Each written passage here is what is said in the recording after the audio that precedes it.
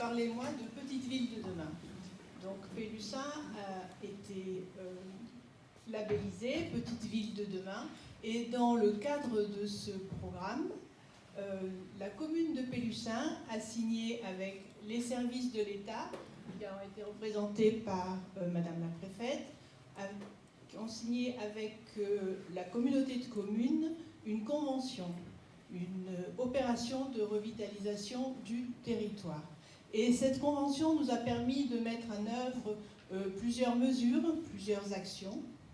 On a commencé par le lancement d'une étude mobilité, une étude qui n'est pas encore terminée. Cette étude a commencé à l'automne.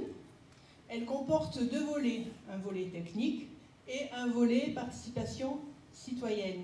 Et à cette occasion, je voudrais remercier tous les habitants qui ont participé aux réunions publiques, qui ont participé aux groupes de travail et aux ateliers pour travailler avec nous sur ce thème de la mobilité. Il y aura encore des groupes de travail et des ateliers, des réunions publiques, donc j'invite tout le monde à y participer. L'objectif de cette étude, d'ailleurs, elle s'appelle « Étude partageant la rue », c'est justement le partage de la rue. Que chacun y trouve sa place, que l'on puisse circuler avec un usage de la rue qui soit à la fois équilibré et convivial. Comme je l'ai dit au départ, l'étude n'est pas terminée. Donc je ne peux pas vous dire exactement ce qui va être fait, je n'en sais rien. En revanche, on peut imaginer que pour rendre la rue plus conviviale, on va ramener de la végétation au centre de la ville pour réduire les îlots de chaleur, par exemple. On va sans doute, comme à Bessay, installer des zones de partage ou des zones de rencontre où la voie est partagée par tous. Il n'y a pas une voie pour les piétons, une voie pour les cyclistes, une voie pour les automobilistes. Tout le monde peut circuler partout.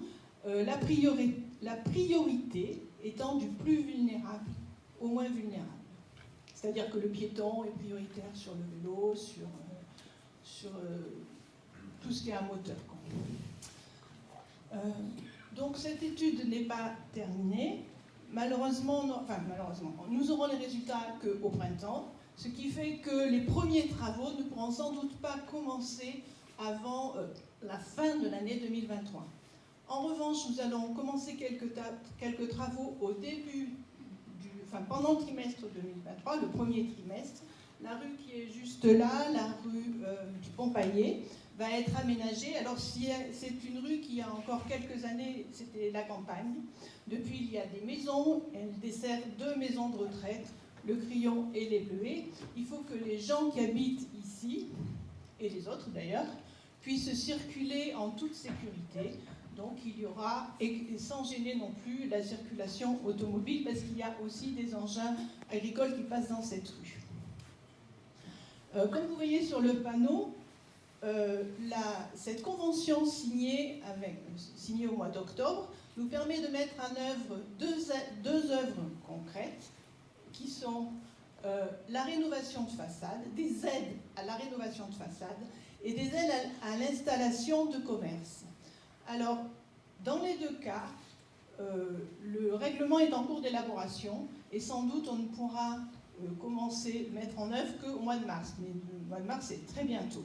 La rénovation de façade, c'est une aide financière qui sera apportée aux habitants qui vont rénover leur façade, jusqu'à 40% du coût de la rénovation, à concurrence de 12 000 €. Il faut que la façade soit visible de l'espace public.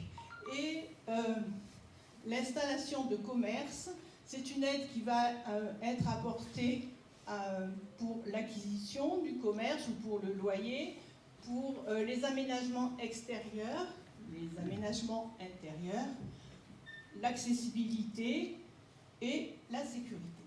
Voilà, j'ai fait un petit tour d'horizon de tout ce que Petite Ville de demain va nous amener, peut nous amener. Et maintenant, c'est Leïla